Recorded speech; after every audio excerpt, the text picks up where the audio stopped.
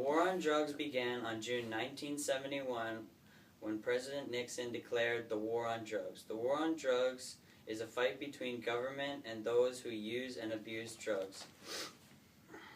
The war on drugs is a complete waste of time in many people's eyes because drugs are easy to make, you have access to drugs, and there's so many different varieties of them. So the government may have won the battles, but they have lost the war. How's that? The war on drugs is not accomplishing much because it's turning into more of a debt than anything else. In total, the U.S. government spends 3 times as much money yearly on inmates than fighting this war will have the same result as the ban of alcohol in the 1920s. In 2010, the U.S. government spent $15 billion on the war on drugs. Colorado and Washington State have recently legalized marijuana and are projecting tax revenues of $134 million and $129 million. The annual savings on enforcement and incarceration costs from the legalization of drugs would amount to roughly $41.3 billion yearly. At least $46.7 billion in tax revenue based on the rates comparable to those of tobacco and alcohol. $8.7 billion from marijuana, $32.6 billion from cocaine and heroin, and the remainder is from the other drugs. A poll on October 2nd, 2008 found that 3 in 4 Americans believed that the war on drugs was failing.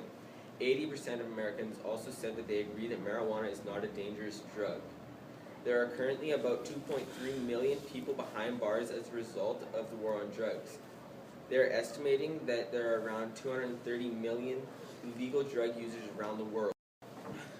Even though the U.S. is one of the leaders in the war on drugs, they are still ranked the number one nation in the world for illegal drug use. In 2009, there were so many drug-related arrests that it was estimated someone was getting arrested for a drug-related offense every 19 seconds. Overall, the war on drugs is referred to as a waste of time and money.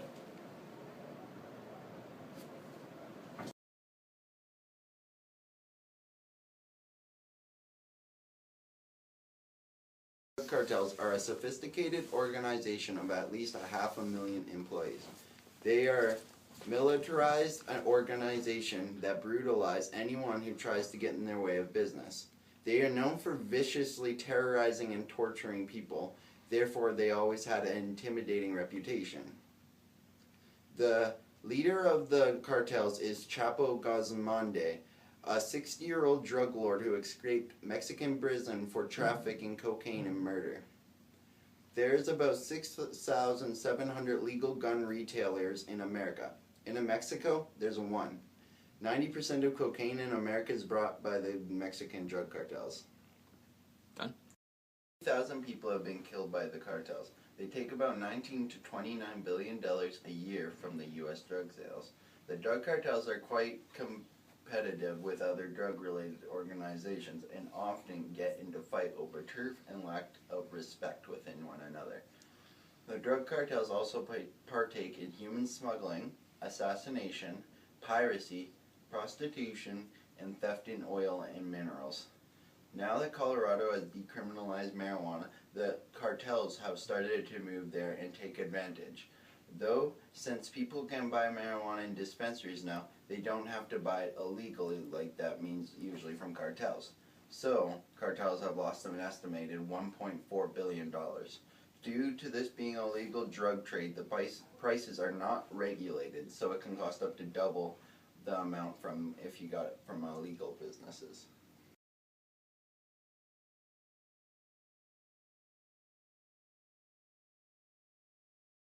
I know that it's eating at our tax money, and it allows our government to arrest people with a small quantity of what shouldn't be considered an illegal substance, put them in jail for just as long as someone who's trafficking large amounts. So I think that's an issue. Do you think the war on drugs is accomplishing anything and getting drugs off the street? No, any fear-based propaganda won't accomplish anything.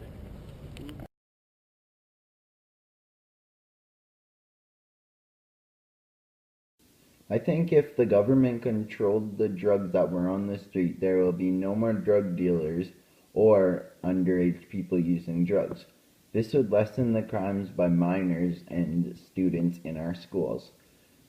People can also turn this issue and compare to the legalization to smoking and alcohol. Minors have found ways to buy beer and cigarettes, so why wouldn't they find ways to buy drugs that were legalized? With the government regulating the drug, they can control how much is sold and how much can be consumed by the buyer.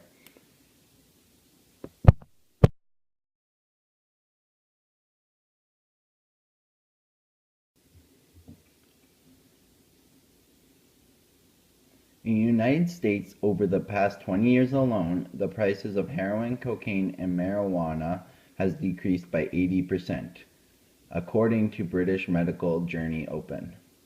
Yet, since these drugs have got so cheap, the potencies also have skyrocketed.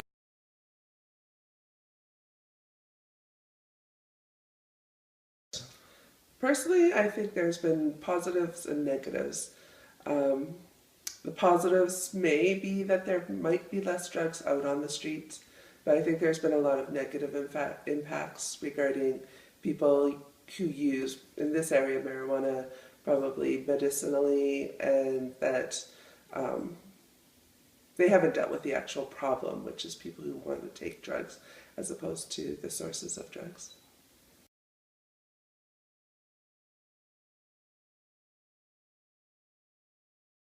I guess what I've experienced, I've worked out in the bush a lot, and I've seen plantations, marijuana plantations, both old, like the remnants of those plantations, and new plantations, where there's actual plants. I have a friend who, when they were working, they found a large-scale plantation where there was thousands and thousands of plants, and the feeling of the police and everyone who worked with it was that there was that it was probably related to gangs, that it was a gang